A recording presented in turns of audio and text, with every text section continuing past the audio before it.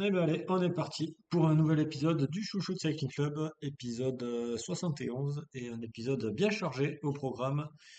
Donc avec moi comme d'habitude 53 et Cactus. Bonsoir messieurs. Bonsoir à tous les deux. Salut. Effectivement, on attaque ce numéro 71 avec forcément pas mal de choses à dire parce qu'il y a de l'agitation sur le cyclisme féminin en ce moment, parce que ça fait 15 jours qu'on ne vous a pas fait un petit point, donc plein de choses à vous dire sur les courses qui se sont déroulées, sur les choses à venir et puis sur les à côté du cyclisme et le mercato. Et on va attaquer tout de suite avec l'Egmont Cycling Race qui s'était couru en Belgique. C'était déjà le 19 août dernier. Cet Egmont Cycling Race s'est conclu par un sprint, mais il s'en est fallu de peu pour que Sigrid Oxet de la Type Cup Repsol arrive seule sur la ligne. La pauvre s'est fait rattraper dans les, je sais plus, 300, 400 derniers mètres. Et donc, c'est le peloton qui a sprinté pour la gagne. Et à ce petit jeu-là, c'est Martina Zini de la Cofidis qui s'est montrée la plus rapide en devançant Lönke Uneken, Christina Tonetti, Vittoria Grassi de la Bipink Bongiovanni et Phoebe Pop de la Siniska Cycling. Je ne vais pas donner les équipes de la deuxième et de la troisième parce que vous ne les connaissez pas le cœur. Par cœur, c'est la Volker Wessels et la Laboral Kucha. Des choses à noter particulières. Alors, Sigrid Oxet finit finalement par se classer 13e. Vous avez noté des choses particulières de votre côté, messieurs? La première française, c'est Moi, Victoire je vais Bastien, reprendre 15e. ce qu'a dit Martina Alzini dans le post Instagram qu'elle a publié après sa victoire, qui est que justement la quatrième, donc Vittoria Grassi, c'est ça. C'est aussi une place qui est importante parce que c'était la petite amie de Privativa, quelque chose comme ça, un coureur qui est décédé en course au Val d'Aoste il y a quelques semaines. Donc il y avait aussi une certaine symbolique derrière ce résultat. Ouais, c'est vrai qu'il y avait quelque chose de fort dans tout ça.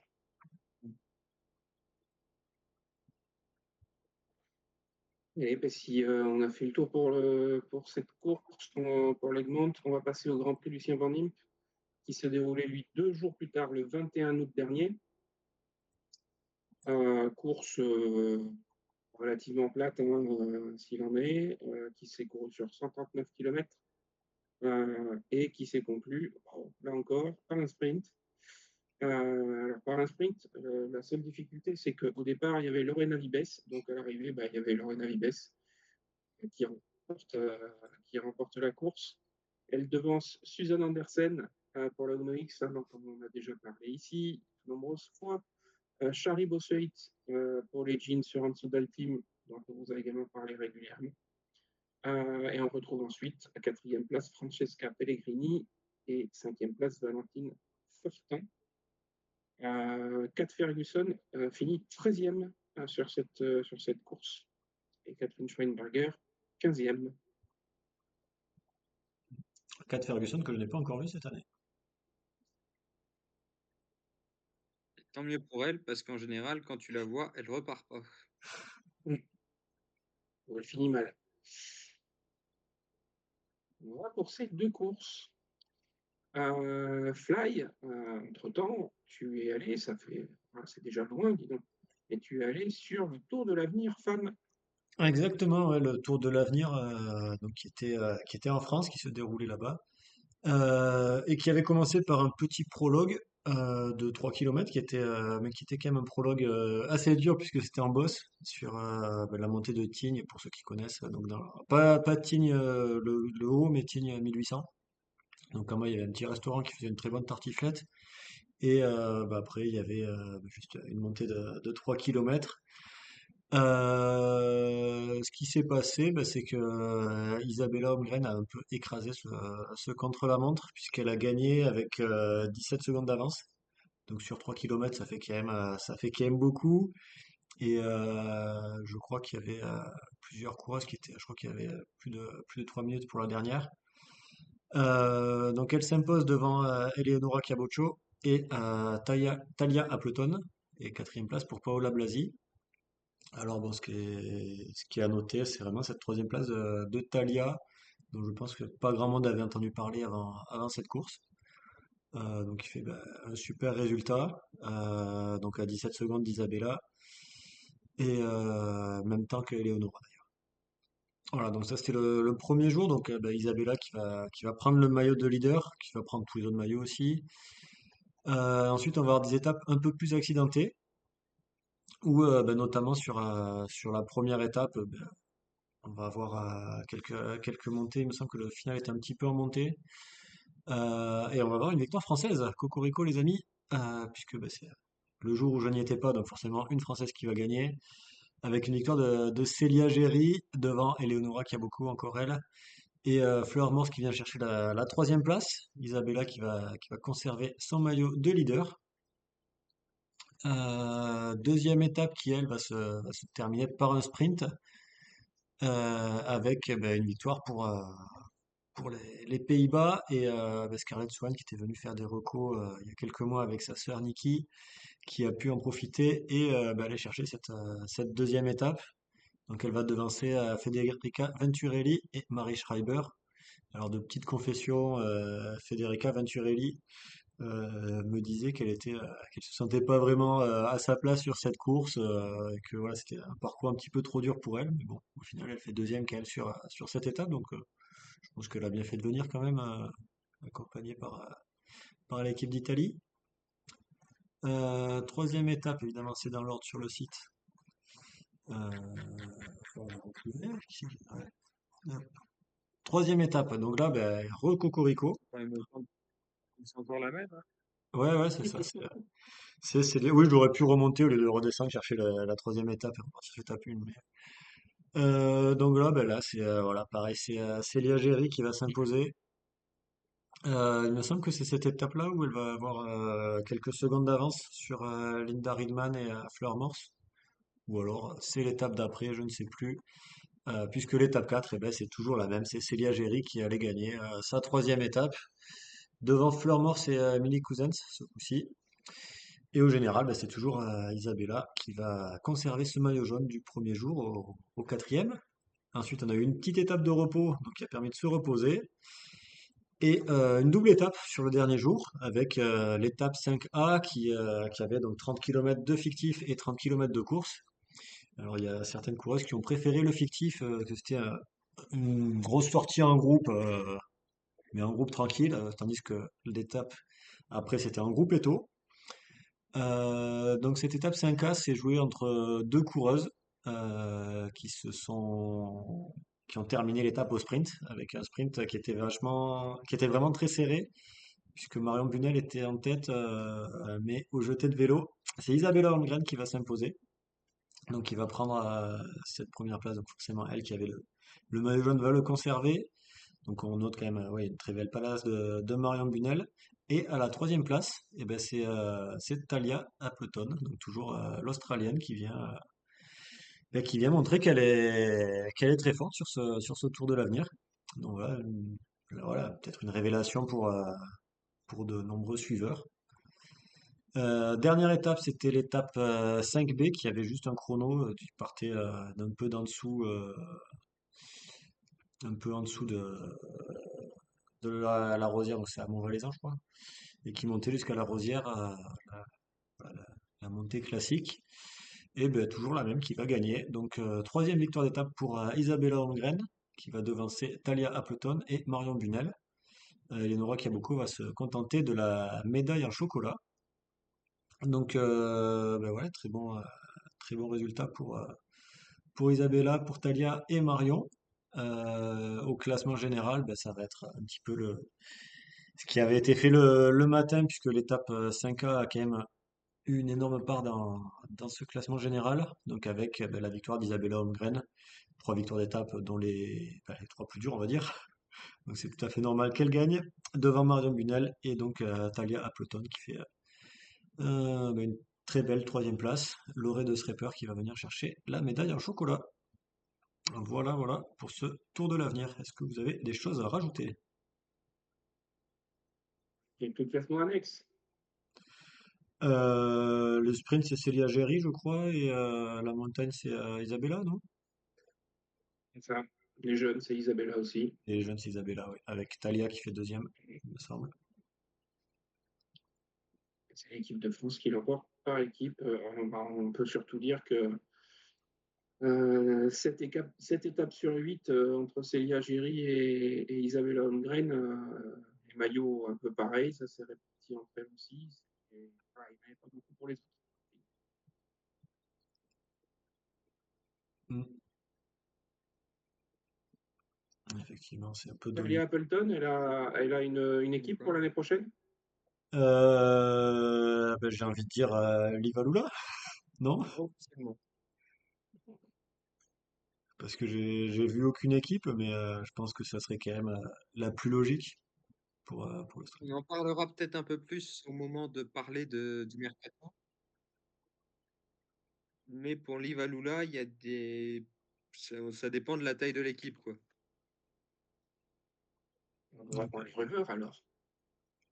Ok, eh ben, on en parlera tout à l'heure. Ok, merci Fly. On va On peut en parler revenir, longtemps, mais bon. on enchaînera tout à l'heure. Ça nous fait un peu de teasing, c'est très bien. Très bien. Bon, bah, je On rajoute dans mes va. notes qu'il faudra parler de ça alors. Voilà, c'est pour notre mémoire. Euh, J'allais dire on revient en France, mais voilà, on était un peu en Italie. On est passé un peu en Italie avec le Tour de l'Avenir, mais on était quand même en France aussi. Et on va surtout de l'autre côté de la France, plein ouest, pour la Grace Braze Elite qui s'est déroulée le 28 août. C'était vendredi. C'est ça. Non, jeudi. Je ne sais plus, peu importe, c'était la semaine dernière. Oui, c'était jeudi. C'était jeudi avec un tracé punchy et une coureuse qui s'est particulièrement distinguée, une autre qui a aussi récolté les fruits de ses efforts. La coureuse qui s'est le plus distinguée, c'est Elisa Longo-Borghini qui a poussé compagnie à tout le monde pour s'imposer en solitaire avec 1 minute 10 d'avance sur Margot Vigier de la Visma Leased Bike et 2 minutes 59 sur, et on va dire, le groupe qui représentait encore à ce moment-là, à l'arrivée, le groupe du peloton, qui a été réglé par Suzanne Andersen, dont on a parlé tout à l'heure avec l'On X Mobility. Et la médaille en chocolat va pour Eleonora Gasparini, coéquipière d'Elisa Longo-Borghini. 5e, Caroline Anderson de la Livalula. On vient de parler de la Livalula. Je ne serais pas complet si je ne vous disais pas que la 6e place, la 7e place et la 8e place sont occupées par 3 jeunes femmes de la Volker Vessels. Ça fait plaisir. Et forcément, c'est Elin Janssen, Margot van Pachtenbeke et Marieke Mertz. Allez, je vais jusqu'à la fin du top 10. C'est Chirino, Anandroy et Femke de Vries qui complètent ce top 10.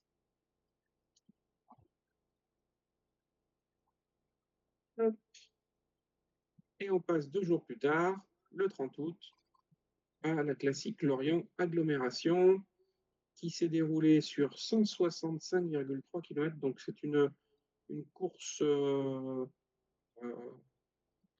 des rares courses pour les femmes qui est sur une distance relativement importante, 165,3 km. Donc, on a assisté à de multiples attaques sur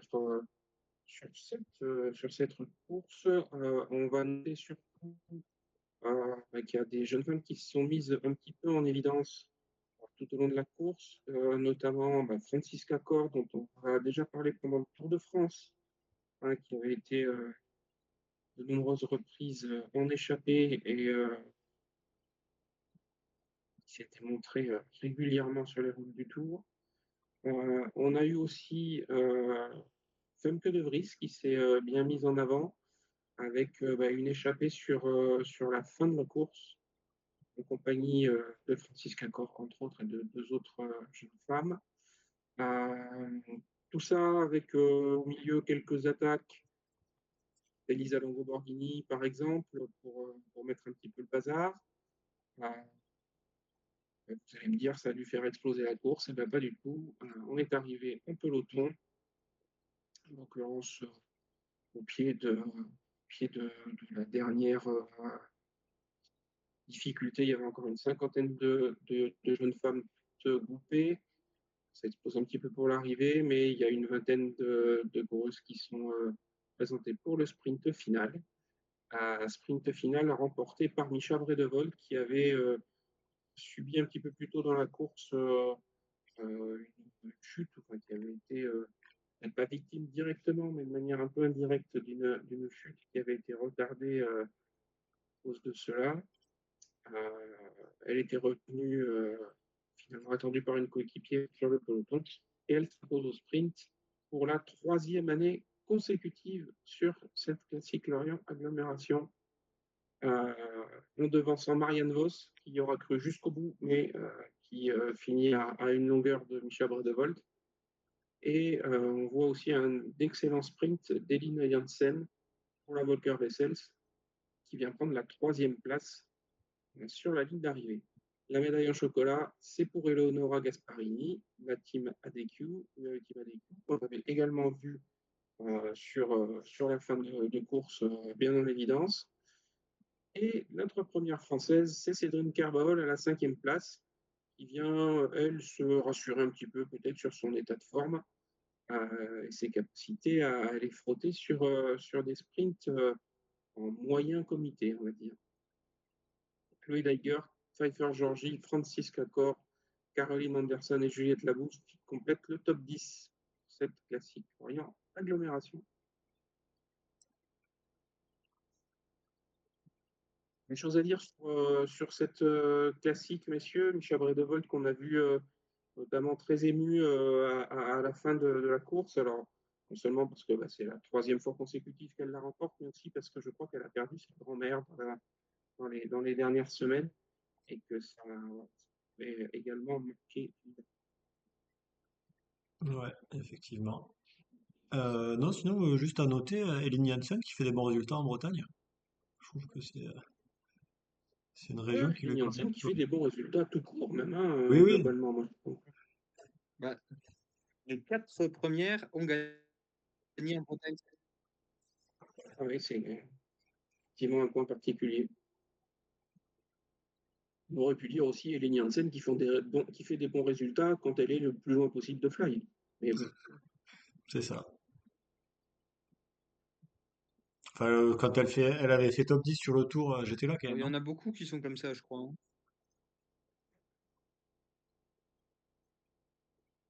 je le crains. Euh, En préambule de cette course, il y avait également une épreuve junior fly, le Grand Prix Ceratizit Clumen Junior. Ouais, effectivement. Alors, une course qui s'est terminée par une victoire en solo. Puisque c'est Oda On Giesinger, si mon norvégien est bon. On a perdu notre ami. A priori, mon norvégien n'était pas très Oui, bon. tu vas redire. Il a mal pris. Attends, je vais enlever ça comme ça, on verra peut-être un peu mieux nos têtes. Oups. On va Euh, continuer, enchaîne, il va arriver. donc, ah ben voilà, il revient. Merci. Ouais, il a bien vu. Ouais, du coup, ben voilà, donc du coup, une victoire pour Oda On Giesinger. Coureuse norvégienne qu'on retrouvera l'année prochaine du côté de la coop. La coop Repsol, puisque c'est là où elle va signer. On retrouve en deuxième place une course dont on a déjà entendu parler. À 18 secondes, c'est Jento Kops. Et ensuite, Alia Rafferty pour la Tofoti, l'équipe anglaise, même si elle est irlandaise. Pour la Watersley, c'est Megan Arens qui vient prendre la quatrième place. Voilà. Et ben, je ne vais pas t'abandonner dans les difficultés de prononciation. Je vais te lancer sur la Droven Course of Rice. Pas trop mal. Drive and Course au Race, ouais. Qui est la course au raisin, non? Il me semble. Euh, Ça, c'est le bilingue néerlandais, c'est toi dans le faire. ouais. Mais c'est du belge. Nous, avec le cactus, on fait ce qu'on peut, hein. Ouais.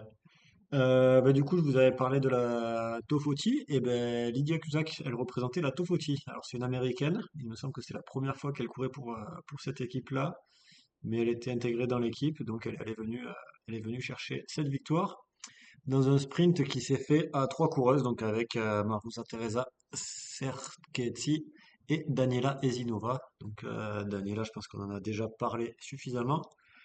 Et on va pas encore parler Mercato puisqu'elle n'a pas encore signé, mais on en entendra parler prochainement dans les infos Mercato.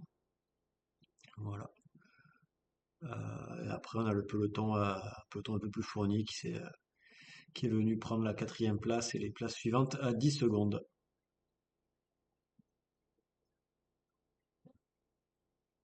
On avait aussi de la piste avec les mondiaux juniors, hein.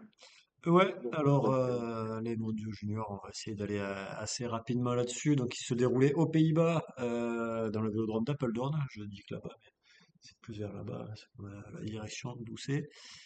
On a eu une victoire américaine sur le scratch pour Emma Jiménez Palos. Sur le sprint par équipe, on a eu une victoire de l'Italie devant l'Allemagne et l'Australie. Sur la poursuite, la Grande-Bretagne a pu prendre sa revanche puisque l'Italie termine deuxième. Sur l'élimination, c'est Chantal Pegolo pour l'Italie, un petit peu bien visible cette italienne sur ce début. Donc Chantal Pegolo qui va gagner devant Mathilde Kramer qui elle court pour la rigueur. Sur l'Omnium, on va avoir une victoire pour Paulina Dancina devant Ida Fiala. Tac, sur le sprint, Veronika Solozzo-Bova. Voilà, après, je ne sais pas si vous connaissez beaucoup de juniors. Sur le chrono, contre la montre individuelle de 1 km, Mathilde Cianci pour l'Italie, qui vient s'imposer. Sur la course au point, c'est Anna Dubière pour l'Australie. Pour la poursuite individuelle, Ida Fiala pour le Danemark. Et sur le Madison, on va retrouver Erin Boutman, dont on reparlera plus tard, il me semble. Et j'ai plus le prénom de Mademoiselle Taylor qui vient l'accompagner sur cette victoire. des cactus. Je dis Phoebe, il me semble. C'est possible. Donc pour le duo des anglaises ou écossaises, donc des grandes bretonnes. Sur le Kirin, on va voir le doublé pour Mathilda Cenci qui vient aussi chercher cette victoire là-dessus. Et puis c'est tout. Voilà, je crois qu'on a fait le tour. J'espère que vous avez tout noté. Certains noms qui on va sûrement entendre de plus en plus dans les années qui viennent. Donc, Ouais, effectivement. Surtout, certains qu'on je connaît pense déjà, que hein. Mathilde Kramer, par exemple, si on la voit d'ici quelques années chez Uno X, je pense qu'on ne va pas être surpris. Il donne plein d'infos rumeurs, hein. T'as vu, l'air de rien, Cactus, hein. Bon, bah, après, étant donné qu'Uno X doit être à peu près sur les trois quarts des Danoises et des Norvégiennes qui sont en circulation, c'est pas non plus une grande prise de risque. Ouais, ouais, tu sais, c'est jamais. Bah, C'est après, jamais. c'est aussi qu'elle est actuellement à la rigueur qui est à l'équipe réserve de Uno X. En plus, voilà, il me semble que il y a des liens qui existent entre certaines équipes, donc Voilà. il y a des indices qu'on peut trouver comme ça. Ok. Bah, Cactus, tiens, comme tu as la main, tu vas pouvoir nous parler de mes vacances et du Tour du Portugal U19. C'est ça. On reste avec les juniors, avec une victoire grecque pour la première étape avec Airini Stampori, donc qui était dans une sélection nationale mais qui porte habituellement les couleurs de la Next G. Le lendemain, nouvelle étape qui s'est terminée au sprint avec une victoire basque pour Laïda Hierro Alzola, pardon. Et sur la dernière étape, c'est Airini Stampori qui s'est imposée cette fois en solitaire. Elle va remporter sans surprise le général devant Irénée Moreno Capa et Laïda Hierro Alzola, donc les trois premières de la dernière étape. Ok. Et on avait aussi aux Pays-Bas les mondiaux de paracyclisme. Euh, C'est en Belgique. si tu veux nous faire comme pour Ouais, Fly, c'est tu en nous Belgique. dis par cœur, ça ira plus vite. Parce qu'il y en a beaucoup. Alors oui, c'est en Belgique par contre, c'était à Combien? Reims, donc Oh, à pardon, Rennes. en Belgique. Et j'ai pas regardé les parcours, mais ça disait que c'était parcours sur les classiques flamandes. Il me semble que c'est dans la zone type Quarmont, Kloisberg, Oui, etc. c'est ça. Donc, j'espère qu'ils ont pas mis ça pour ceux qui faisaient du vélo avec les bras, parce que ça doit être bizarre les pavés comme ça.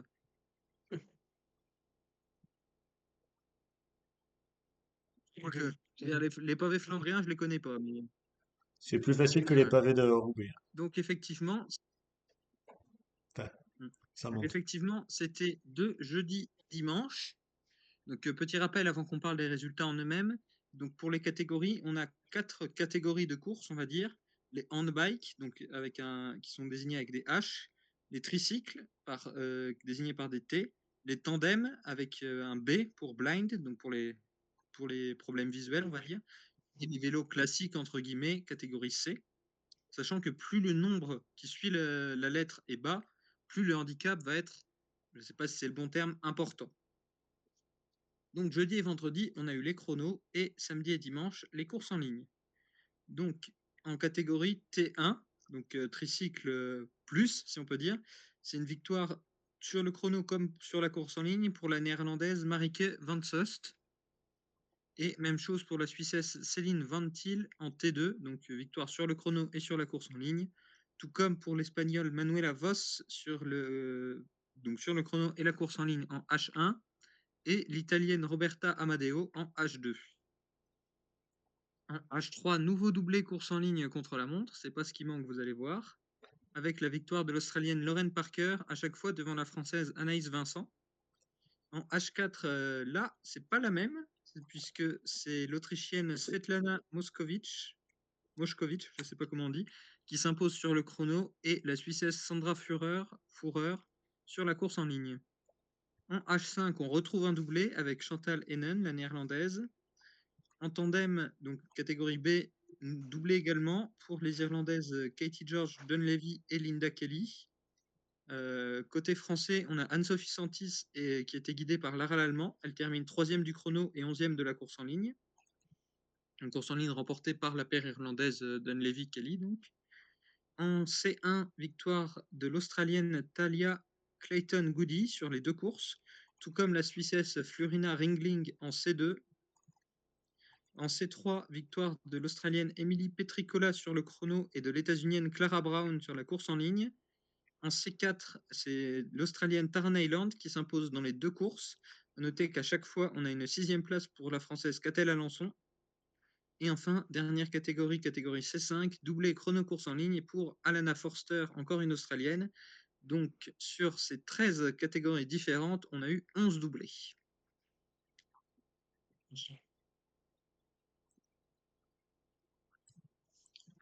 Ok.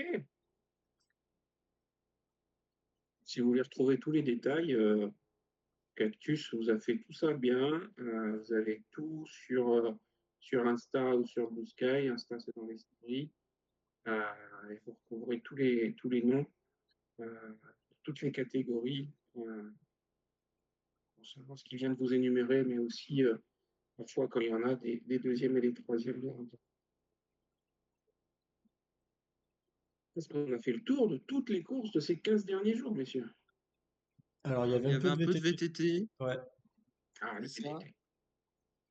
Mais j'ai pas Bon, tous ça les n'a pas résultats. fait J'ai juste vu longtemps. que Pucky, elle a pas gagné. Par contre, ce qui était intéressant, donc ça se déroulait au G, donc dans les Alpes côté français. Et sur la course U23 féminine, donc sur la course XCO, on retrouve à la 4e place, ou troisième, je crois, il me semble que c'est troisième, une certaine Isabella Holmgren, qui a enchaîné donc avec juste après le Tour de l'Avenir, un petit peu de VTT. Il y avait aussi sa sœur, mais qui a pas fait un aussi bon résultat. Mais voilà, comme quoi elle était en forme. Ils auraient dû mettre du VTT sur le Tour de l'Avenir, ça aurait mis plus de suspense. Oh bah non, c'est la même qui gagne. Ah bah là, elle fait 3, elle gagne pas. Ouais, enfin les deux autres, elles font pas de la course en ligne hein, non plus.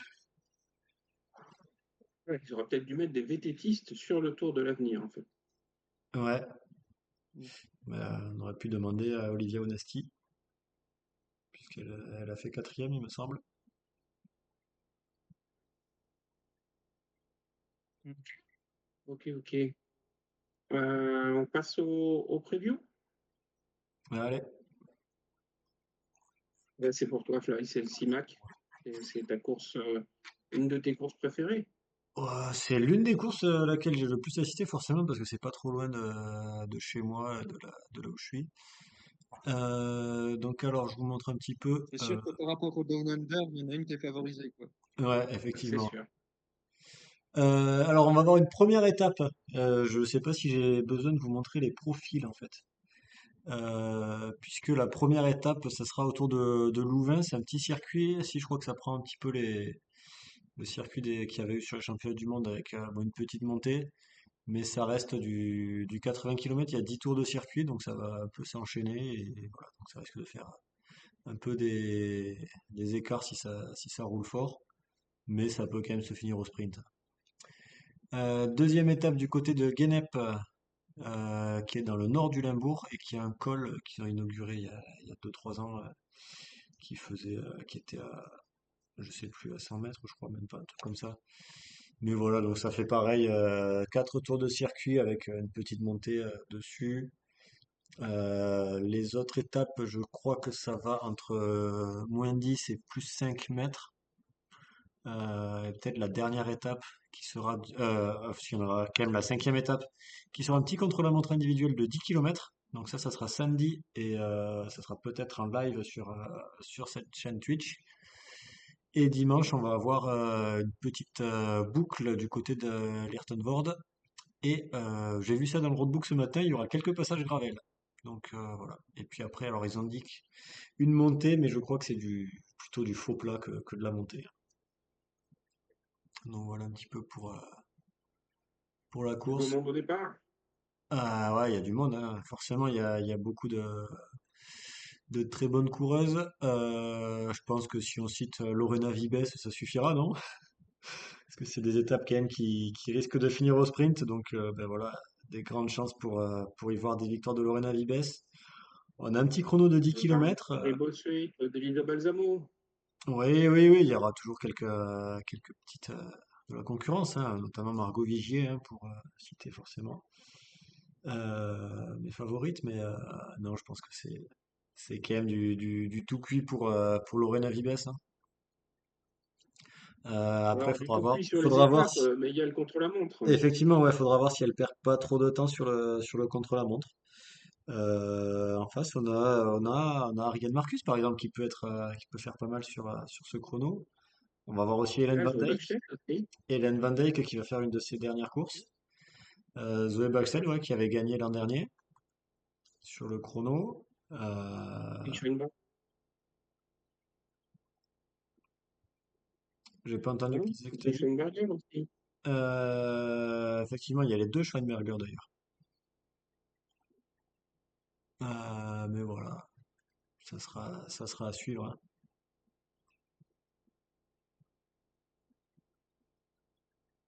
Et ben, sur cette chaîne, du coup, peut-être. Qui sait? Ouais, pour samedi. Après, il y aura peut-être tous les autres. Ben, oui, ça sera peut-être d'ailleurs un live ici pour savoir qui va gagner le général. Enfin, si j'arrive à entendre du côté de Radio Tour.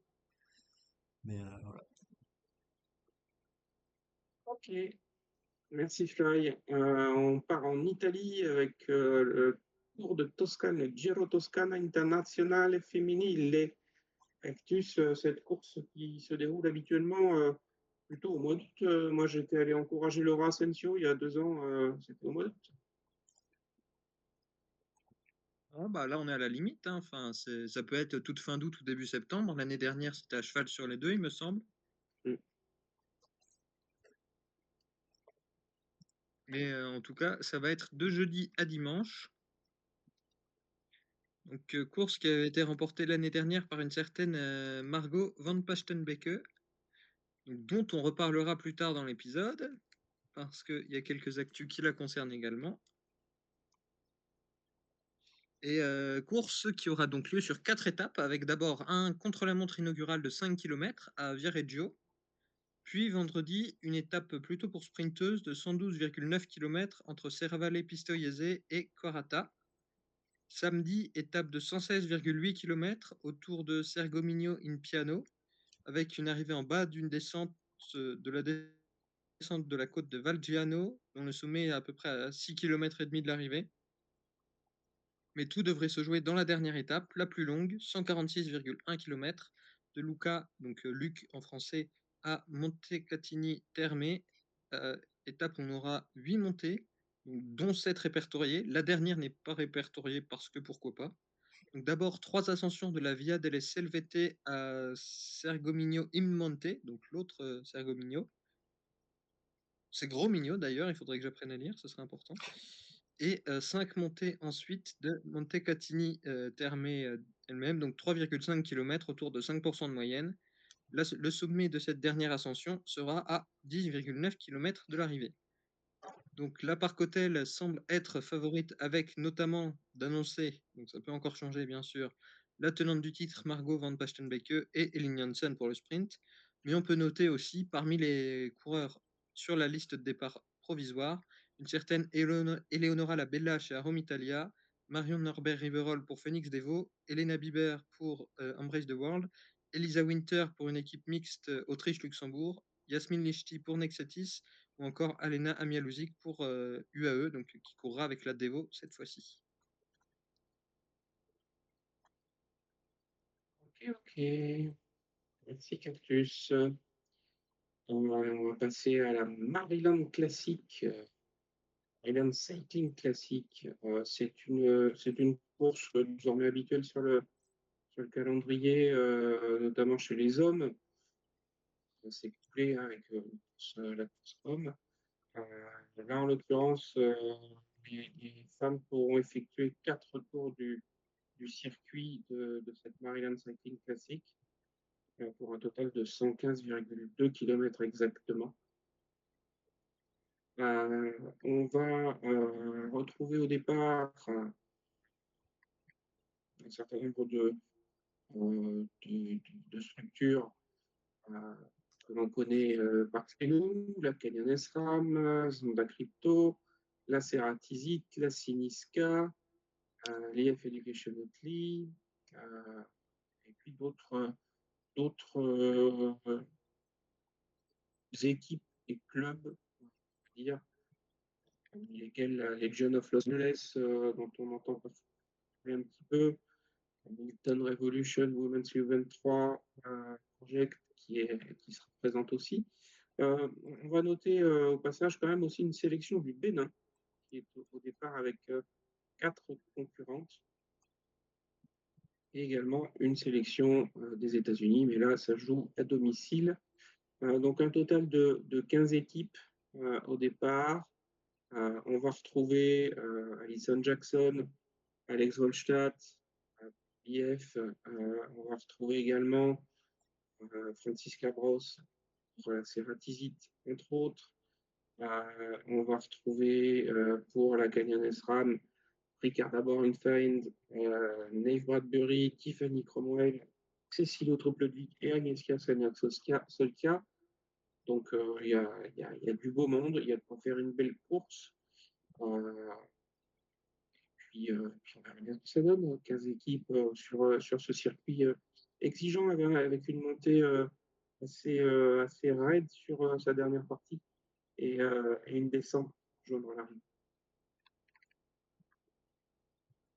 On va quand même noter que pour la Ceratizit, on va en parler tout de suite, hein, c'est peut-être le moment, Cactus. Pour la Ceratizit, ça va être une course, les dernières courses, la dernière course de la Ceratizit, c'est bien ça, hein?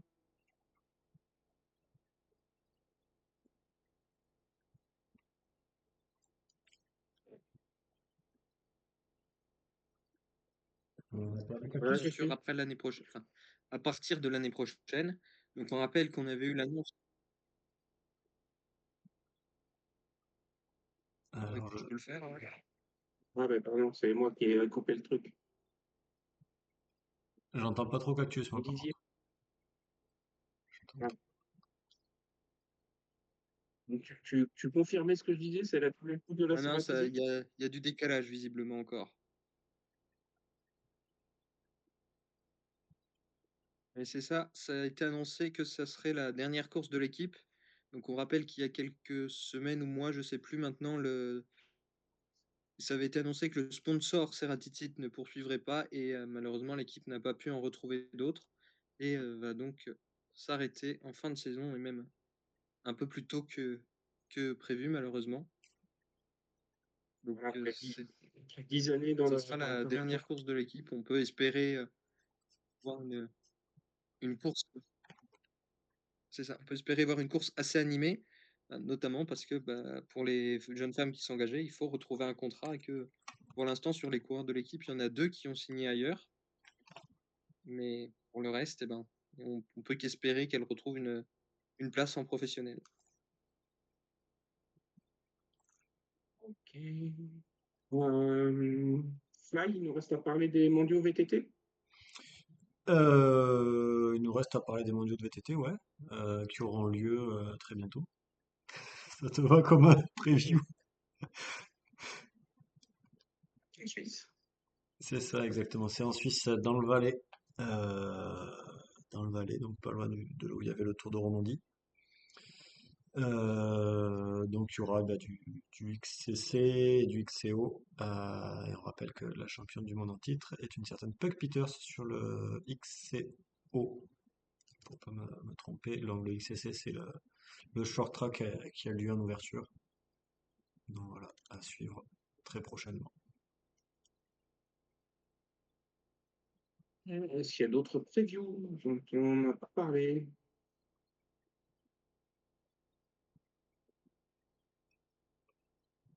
A priori, non. Normalement, c'est bon. Tout va bien. Eh ben, on va passer aux actualités. Et Fly, on va rester avec toi avec les sélections jeunes pour les championnats du monde qui vont se dérouler au Rwanda. Ouais, donc bah, championnat du monde, donc il y a eu la présentation des équipes U19 et U23. Donc l'équipe de France va se déplacer pour chacune de ces deux courses avec trois coureuses. Donc du côté de la sélection U19, ce sera Maëva Plagnol, Thaïs Poirier et Lise Révol. Et du côté des U23, bah, ça sera trois coureuses qui ont brillé un petit peu sur le Tour de l'Avenir, puisqu'on aura droit à Julie Bégaud, Marion Bunel et Célia Géry. Et j'en profite pour parler de la sélection élite aussi pour le Rwanda, puisque cette sélection a également été dévoilée. Euh, il s'agira pour le contre-la-montre individuel de Cédrine Kerbaol et de Juliette Labou. Pour le contre-la-montre par équipe mixte, il y aura Cédrine Kerbaol et Juliette Labous aussi, accompagnées par Maëva Skillon. Et sur la course en ligne, on retrouvera ces trois coureuses accompagnées de Léa Curinier, de Pauline Ferrand-Prévot, de Marie Lenette et d'Evita Musique. Donc, on va dire une sacrée sélection française pour ces championnats du monde. Ça promet d'être intéressant à suivre. Oui, On... ça sera peut-être Oui, Fly. ça sera peut-être la sélection à battre, si on regarde, puisque Ok. a priori du côté des Pays-Bas, Puck Peters c'était annoncé, mais a priori elle n'y sera pas, remplacée par Ryan Marcus. Mais voilà, donc ça sera peut-être une des deux autres nations. Donc voilà, bah, pour une fois qu'on est un petit peu en guise de Euh, favori, ça peut. Mais la France a priori, une leader claire. Julien de la Bosse, évidemment. Ça va être ça peut-être la différence avec justement les Pays-Bas, c'est que la France a une grosse carte et qu'on sait que celles qui pourraient prétendre au statut de leader comme Juliette ou Evita justement, elles savent travailler, on l'a vu même sur le Tour de France pour Vollering, etc. Donc je pense qu'en termes de cohésion, on aura moins ce qu'on a pu voir par le passé dans les équipes néerlandaises avec pas de décision tranchée sur qui est la leader et qui doit travailler.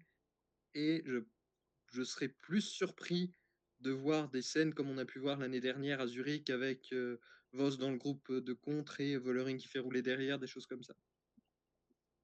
Après, sur les états de forme actuels, on peut aussi imaginer qu'il y ait moins de questions à se poser côté néerlandais. Oui, puisque s'il n'y a pas Puki en plus.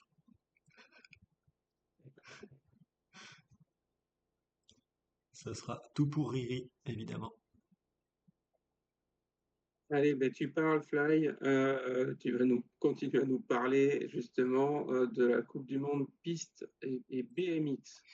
Ouais, donc ça c'est au niveau des Il y a calendriers des des choses qui se prochaines passent. années. Ouais, pour une fois qu'ils font des trucs à l'UCI. Donc ils ont annoncé les manches de Coupe du Monde. Alors contrairement à cette année, il y aura plusieurs manches, hein, normalement. C'est normalement parce que c'est prévu pour l'instant, mais ça sera à confirmer. Pour 2026, ça se jouera en Australie, en Chine et en Malaisie. Donc ceux qui avaient prévu d'y aller, eh ben, si vous êtes français, ça risque de compliquer. Pour 2027, ça aura lieu au Canada, en Chine et en Chine. A priori, il y aurait deux manches en Chine. Et pour 2028, ça serait en Australie, du côté de la France, donc du côté de Saint-Quentin-en-Yvelines, début mars, donc début mars 2028. Commencez à cocher votre calendrier. Et ben, ça sera en Chine pour la troisième manche. Donc ça, c'est pour la piste.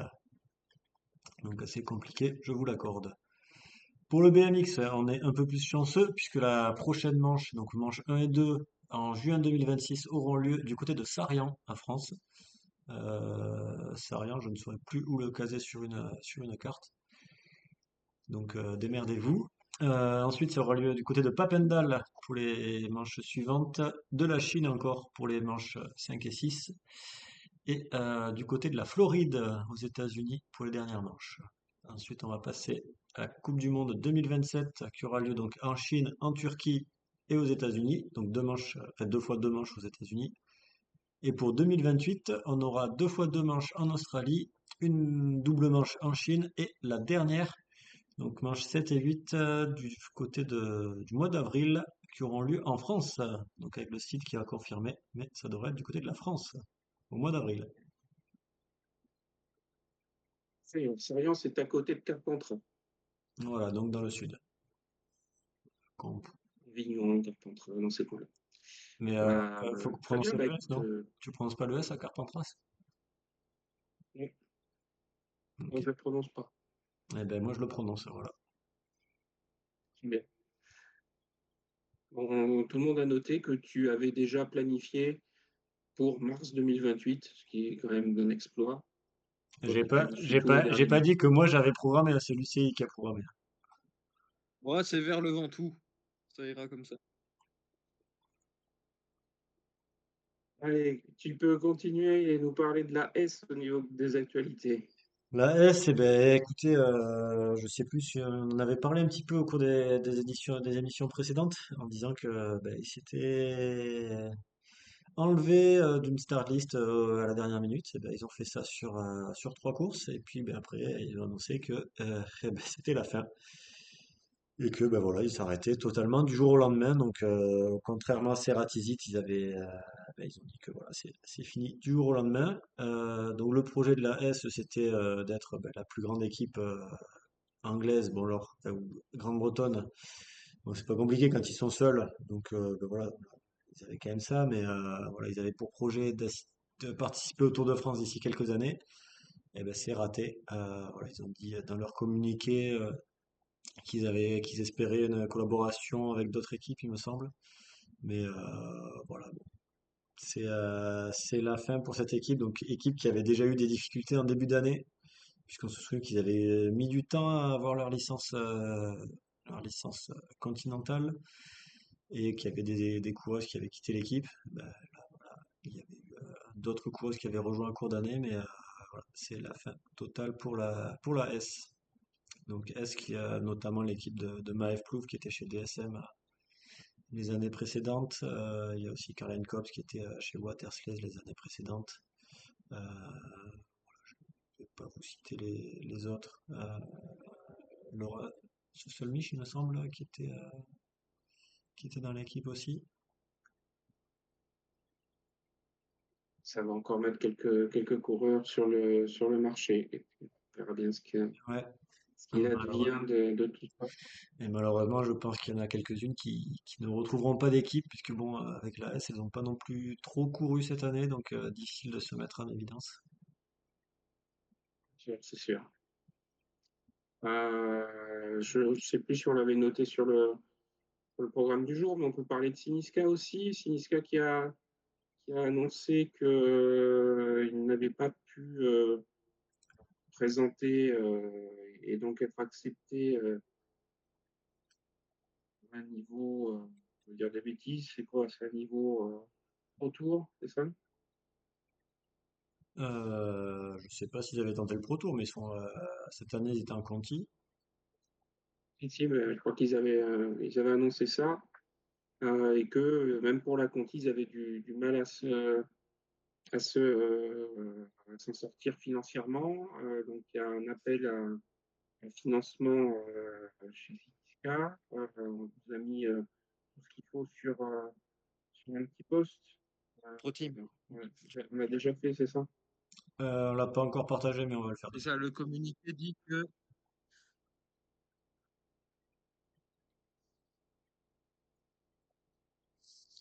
Quand tu es en décalé, Cactus, si tu commences une phrase, finis-la, comme ça on te laissera parler quand on t'entendra. Sinon, on a des petits morceaux. ouais, le problème, c'est que je sais pas que je suis en décalé. Bon, ben là, t'es plus en Et puis décalé, bon, du je suis coup. encore Ça bien en décalé. Mais c'est parfait. C'est bon, t'es revenu en pas décalé, si c'est presque. bon, ça va être rigolo cette fin. Surtout que c'est pas du tout moi qui vais raconter les 20 prochaines minutes. Non, ça va pas durer 20 minutes, tu verras. Plus. Je vais simplifier, mais en temps normal, ça aurait pu. Bon, donc la partie Siniska, vous pouvez retrouver tout ça sur les réseaux. Allez voir, il y a des contreparties et si vous souhaitez financer cette équipe, n'hésitez pas. Et justement, Cactus, ça va être à toi parce que là maintenant on va parler mercato et mercato. Il y a du boulot parce que c'est la saison du mercato, parce que ça fait 15 jours qu'on n'en a pas parlé et que ça y est, les mouvements sont annoncés. C'est ça, ça commence à bien s'agiter. On va commencer par la Human Power Health, où on a les 4 mouvements. Techniquement, c'est 2 mouvements et 2 prolongations. Les prolongations pour 2 ans de Sylvia Zanardi et de Marie Treimakers, alors que pour 2 ans également, on a les arrivées de Marta Jaskulska et de Petra Stiazni, donc respectivement depuis Seratitit pour la polonaise et depuis Roland Ledévoluy pour la Suissesse. On continue avec la Visma. C'est ça. Visma qui a annoncé une prolongation pour 2 saisons qui va faire plaisir à Fly, Margot! même si c'est pas le cas de tout le c'est ça. Même si c'est pas le cas de tout le mercato de la Visma, mais on en parlera un peu plus tard. Et arrivée d'une autre Ceratizit, cette fois de Danique Engeveld, donc vainqueur de la première étape du Tour Down Under, il me semble, et qui arrive elle aussi de la Ceratizit. On enchaîne avec la Lidl Trek qui a annoncé 3 recrues, donc toutes les 3 pour 2 saisons, avec Ricarda Boernfind, Luca de Rest et Margot Van Pastenbeke. Donc la première, vous vous en Oh. rappelez peut-être, elle s'était imposée sur le Tour Ubi en 2023 et elle arrive de la Canyon, alors que la deuxième, elle a notamment remporté avec la FDJ Suez la Cadel Evans Great Ocean Road Race en 2023 également. Et il me semble que c'est elle qui gagne la dernière étape du Tour de Catalogne cette année quand Vollering est déclassé pour avoir célébré. Et pour Van Pastenbeke, elle a notamment terminé 6e d'étape sur le Tour cette année, sur l'étape d'Ambert, et ça faisait 3 ans qu'elle était chez Park Hotel. Donc pour Margot, juste, faut prononcer Van Partenbeke. Le CH se prononce plus re. Voilà, parce que j'ai entendu un petit peu trop de fois le nom Fais ce que écorché. tu veux. On le note, on le note. On ne dit pas comment s'en souvenir, mais on le note. On continue, Cactus, on fait quoi? La FDJ Suez? Et ben, la FDJ Suez, là aussi, 3 recrues et toutes les 3 pour 2 ans, à savoir Lauren Dixon qui arrive d'Ansling Alba Development Road Team, la double championne d'Europe également, d'Allemagne, c'est déjà pas mal, Franziska Kor qui arrive de la Picnic Francis! Pastenel Je fais les échos, hein. Et annonce toute fraîche d'aujourd'hui qui va pas faire plaisir chez Visma, mais qui fait quand même plaisir à Fly, puisque c'est Eva Van Aert qui Et arrive de la Visma, ben, donc pour 2 ans. Oh, il était un peu court. oui, ben, c'est pour te laisser parler aussi, hein. Oh, bah, tu peux faire en bruit de fond, hein. C'est le brut de fond, c'est suffisant, c'est très bien. Donc, pour parler de leurs résultats, donc Lauren Dixon, c'est une des belles surprises de cette année, notamment deuxième de la Pointe du Rallye Ladies Classic et troisième du Tour de Norway, enfin du Tour of Norway. Si je commence en anglais, il faut que je finisse en anglais, c'est mieux. Francisca Corr, elle était huitième samedi à Ploué. Elle a également terminé cinquième du Baloise Ladies Tour et on l'a vu dans les échappées sur le Tour, justement. Et Et d'ailleurs Eva Van Aert, pour Francie, elle avait aussi été pas mal l'année dernière sur le CIMAG Ladies Tour où elle avait porté le maillot jaune et elle avait failli le gagner, mais voilà. pour Eva Van Aert, en plus de ses nombreuses participations au Grand Prix de la néerlandaise préférée de Fly, elle a terminé cinquième d'une des manches du festival LC Jacobs et quatrième du Tour of Norway cette saison. Donc, puisque la deuxième de cette course, Justine Gekkerø, est encore sous contrat, on peut déjà annoncer la signature de Mibjørndal Lottestad, la vainqueur du Tour de Norvège chez FDJ Suez, en toute logique, puisqu'en plus, elle est en fin de contrat chez UnoX. C'est quand même un recrutement intéressant, Eva Van Aert. Pour la DGF, c'est stratégique, moi, je trouve. Parce que c'est quand même quelqu'un qui fait une bouteille de son peloton, qui connaît bien les choses, qui vient d'une grosse équipe, et surtout qui parle aussi français.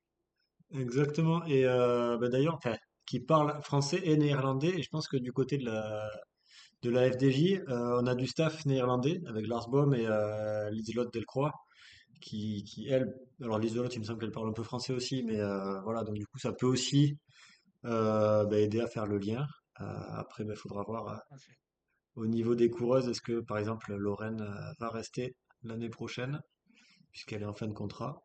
Ça, c'est une autre question. On a Loes qui est parti, donc voilà, ça fait une néerlandaise de moins, mais une qui revient. Ok. On continue sur le mercato, on va où? À la Livalula? C'est ça, donc, qui a annoncé le recrutement de Nadia Gontova pour les 2 prochaines années. Donc, la Canadienne était cette saison chez Winspace, où elle a terminé 23e du Tour de France, avec une belle 10e place sur la dernière étape, mais aussi deuxième du Tour des Pyrénées, troisième de l'Alpe Grésivaudan classique. Donc, on disait tout à l'heure qu'est-ce qu'on va avoir comme mercato pour la Livalula. Eh bien, la Livalula, cette saison, elle comptait 14 coureurs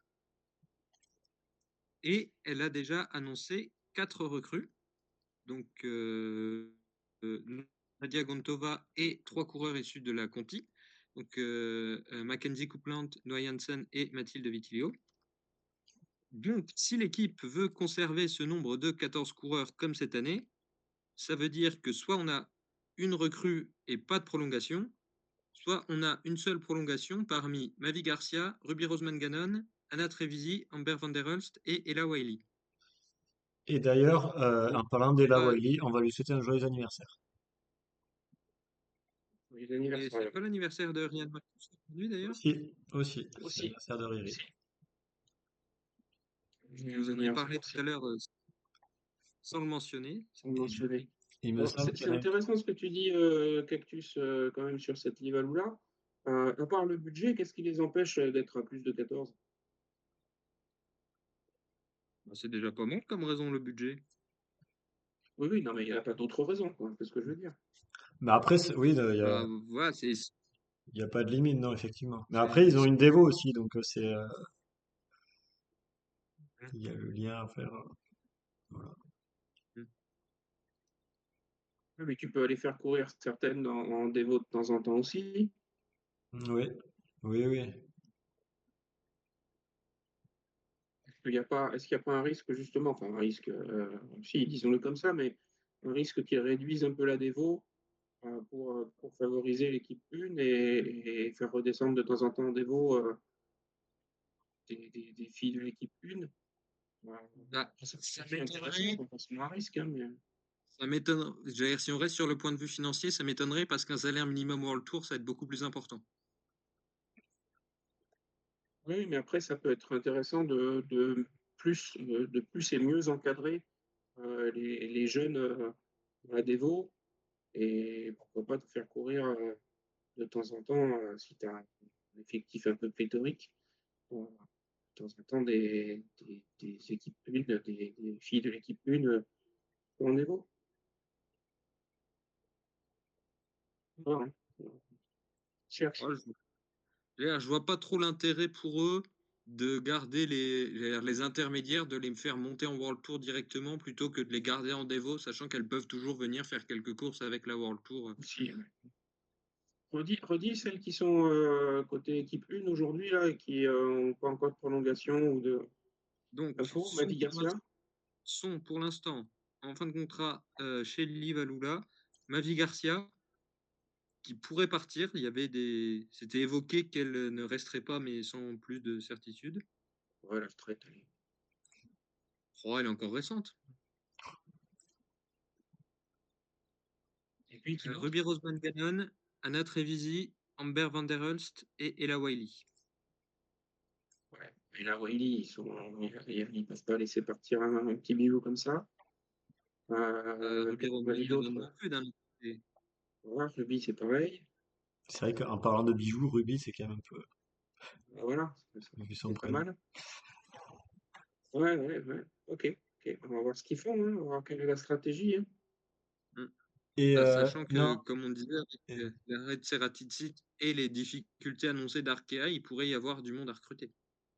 Pas spécifiquement pour la Live, mais ouais. Après, juste, alors déjà, c'est aussi l'anniversaire de Mackenzie Coupland, donc joyeux anniversaire. décidément, ça en fait du monde. Ouais. Et après, du côté de la Conti, pour l'instant, il n'y en a que deux qui sont confirmés. Donc avec Lucinda Stewart et Erin Boutman, qui va, elle, arriver. Et a priori, il y a Sophie Mar aussi qui a gagné l'équivalent de la Coupe d'Australie amateur et dont la récompense était un contrat dans la Devo. Ok, ça, j'avais pas noté, mais effectivement. Et toi, ça fait pas longtemps que tu pourras constituer une équipe. Donc, Donc, si on veut parler de ça, on peut citer les coureurs qui sont en fin de contrat aussi dans la Devo. Donc, à savoir 5 coureurs qui étaient de la première promotion. Donc, Moro Jadil, la saoudienne, il me semble qu'elle est saoudienne, Laila Geschwantner, Hélène Esters, j'ai plus son prénom, Jeffers, Emma Jeffers et ouais. Kaya Schmidt. Et Et Tabea? Ouais. Tabea, elle est arrivée que cette année. Ok, Donc ouais. elle, ça m'étonnerait pas qu'elle fasse une deuxième année dans la Devo. Par contre, pour les autres qui ont déjà fait 2 ans, je ne serais pas surpris de les voir partir. À part peut-être Morojadil qui peut être la caution pour le sponsor, puisqu'on rappelle, Alula, c'est un sponsor saoudien. Eh bien, écoute, on va essayer de se renseigner d'ici la semaine prochaine. Tout à fait. Et moi, j'ai une question avant qu'on passe tout de suite à la suite. J'ai une petite question sur un peu similaire sur la FDJ Suez. On a parlé de 3 arrivées, on a parlé d'un départ. Qu'en est-il des autres coureurs qui sont derrière? Il y a Coralie Demey, je pense, qui est en fin de contrat. Alors, il y en a 5. Donc là, en fin de contrat, c'est ça. Il reste Nina Boisman, Coralie Demey, Eugénie Duval, Lorraine Molengraf et Alessia Vigilia. Sachant que D'ailleurs, attends, d'après les rumeurs, Stéphane Delcourt voudrait réduire l'effectif parce qu'il considérait qu'il y avait trop de monde par rapport au nombre de courses. et d'ailleurs, Ah on ouais. pourrait citer aussi Alessia Vigilia qui fête son anniversaire aujourd'hui. Joyeux anniversaire. Bonne Alors, Natal et Alessia. alors, on est le 1er septembre, il y a des gens qui passent des très bonnes fêtes de fin d'année, visiblement. Oui, c'est ça. Non. Effectivement, ça ne m'étonnerait pas de voir Coralie Demey et Eugénie Duval partir éventuellement en capitaine de route dans les autres équipes françaises. Et c'est là que l'arrêt d'Arkea risque de faire mal aussi. Mm. Faut Lorraine pas Molenraf, oublier je la verrais après, bien du côté de la Phoenix. Oui. Alessia Vigilia, elle va rester. Bah, on verra, mais pour l'instant, en tout cas, on n'a pas d'informations. Enfin, même il n'y a pas de rumeur à ma connaissance sur ces sujets. Enfin, sur ces coureurs. On va essayer de les respecter un minimum quand même. Ce serait pas mal. Ok. D'autres infos mercato, Cactus? Loïs? Et ben, il nous restait à évoquer, c'est ça, une prolongation chez Noix, celle de Rebecca Körner, donc la championne de Norvège du contre-la-montre. Je Oui, reprends puisqu'meselle a notes. perdu son titre sur Du route. Danemark, pardon. Oui, du Danemark, pas de Oui, c'est Norvège, mais effectivement, elle était championne sur route et elle est maintenant sur le chrono, et qui est présente depuis la création de l'équipe en 2022. À noter donc que du côté de la Uno X, on n'a pas eu d'arrivée d'annoncer sur cette saison. Quelques prolongations, mais il reste encore en fin de contrat Simone Boilard, Maria Giulia Confalonieri, Solbjörk Minke Andersson, Mimbjørndal Ottestad et Anne Dorte Island. Non, je crois que Anne Dort Island, elle a annoncé pour prolonger. Elle a été annoncée? Je suis allé voir sur First Cycling, il me semble qu'elle y est, hein. Je vais regarder s'il y a eu des communications là-dessus. Indiqué jusqu'en 2026. Ouais. Donc à voir. Voilà. C'est d'origine. Comme si c'était d'origine.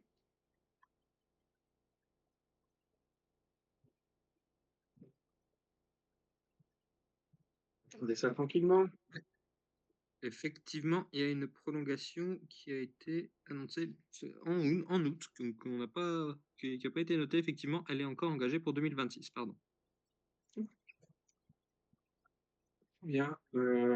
D'autres infos de ce type-là sur d'autres équipes du mercato ailleurs? Et bah, 2 retraites qui ont été annoncées. Donc, Valérie Demey de la Park Hotel Volker Wessels et Sarah Roy d'IF, qui ne seront plus dans le peloton l'année prochaine. Donc, la première est notamment passée par la Lotto Soudal et CCC Live, pardon, devenue la Live Racing ensuite. Et la deuxième, qui a été championne d'Australie notamment, et elle passait par Mitchelton, Canyon, Cofidis et un peu plus loin, Poitou-Charentes Futuroscope également. Ok.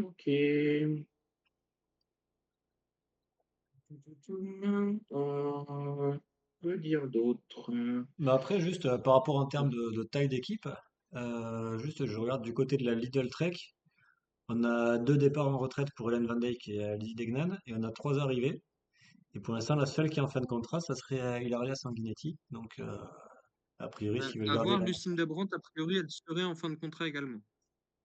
D'accord, moi je l'avais noté comme toujours sous contrat, mais... Bah, j'avais noté ça aussi, mais en revérifiant la dernière annonce de prolongation, ça semble être seulement jusqu'à 2025. Ok.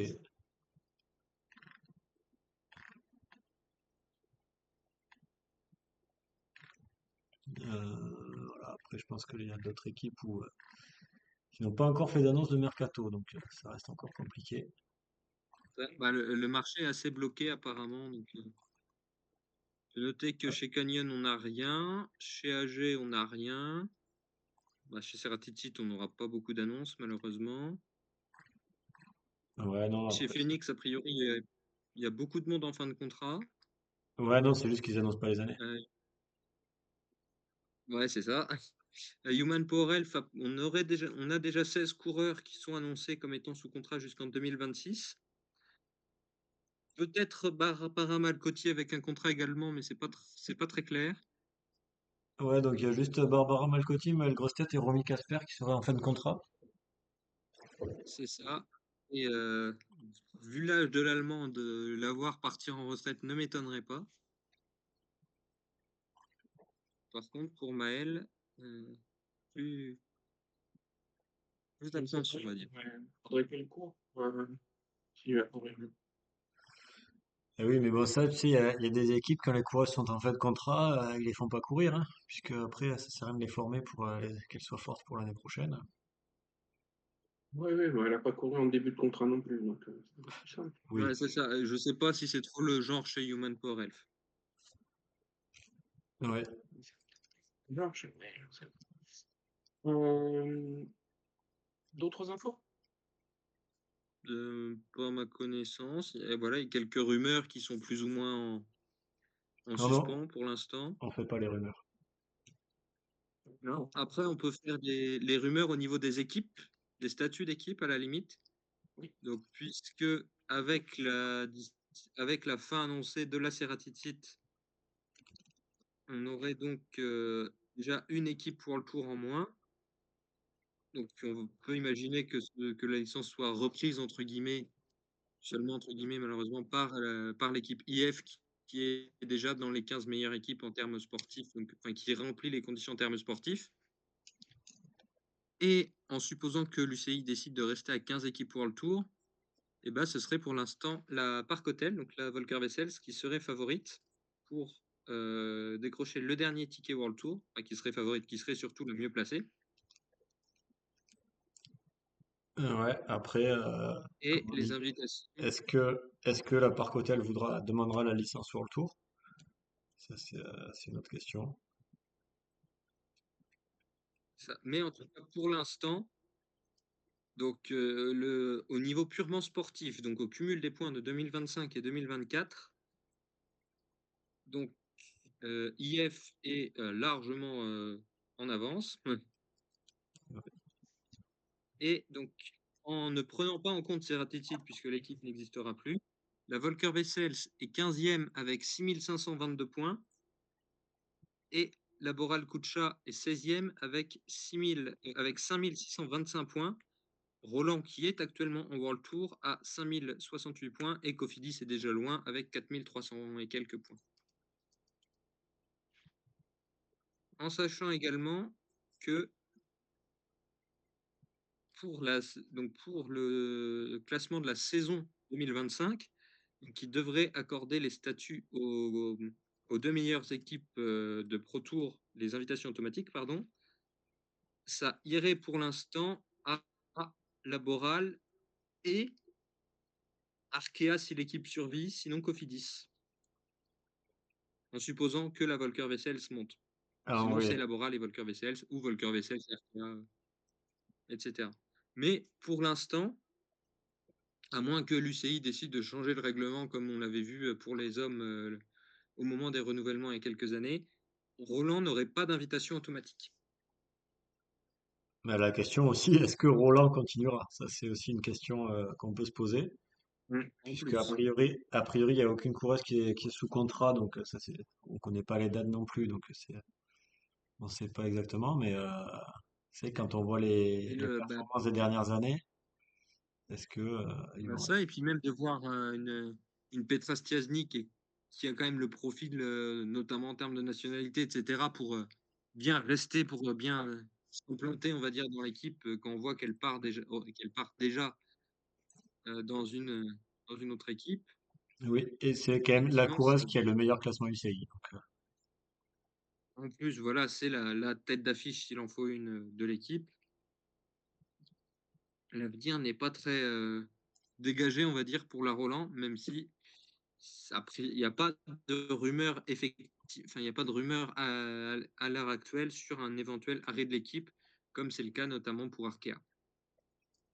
On a toujours pas d'infos sur ma petite entreprise non plus, hein. Bon, mis à part Ça il semble semble être, qu'ils ont leur projet il y a un peu qui est de en bonne voie, hein. communication personnelle, etc. Mais on n'a pas eu d'annonce d'effectifs ou quoi que ce soit en tout cas. Mais bah, un peu comme c'est peut-être le cas chez les hommes aussi, je pense que l'avenir d'Arkea va beaucoup jouer parce que, bah, notamment pour le projet Ma Petite Entreprise, ça se passe pas du tout de la même façon si Arkea existe encore. Non, c'est Ne sûr. serait-ce qu'en termes de recrues potentielles, s'il y a moyen, s'il y a des coureurs d'Arkea à aller entre guillemets sauver, ça change forcément la donne aussi pour l'équipe. Mm. Ok. D'autres infos? Hmm. On a fait le tour là, je crois. Je vais vous en rajouter une petite quand même, parce que ça me concerne directement.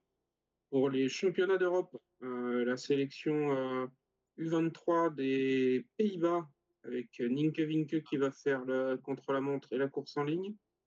Et pour la course en ligne, elle sera accompagnée de Rosita Reinaut, de Maud Oudeman, de Mintje Geurts, de Bodine Vollering et de Babette van der Wolf. Ah, Babs. Ok. Bon, C'est pas mal. par contre, si c'est toi qui fais speaker, je pense qu'il faudrait que tu t'entraînes un petit peu au niveau des prononciations. C'est pas moi qui fais speaker, ça sera Marc Chauvet, mais s'il a des problèmes de prononciation, je pourrais lui souffler des trucs, donc tu me diras tout avant. Ouais, Mindshare.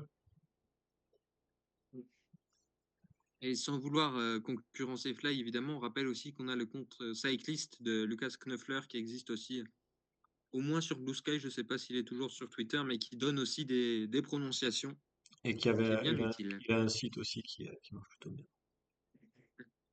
Mais voilà, donc qui est très intéressant dans ce cadre-là.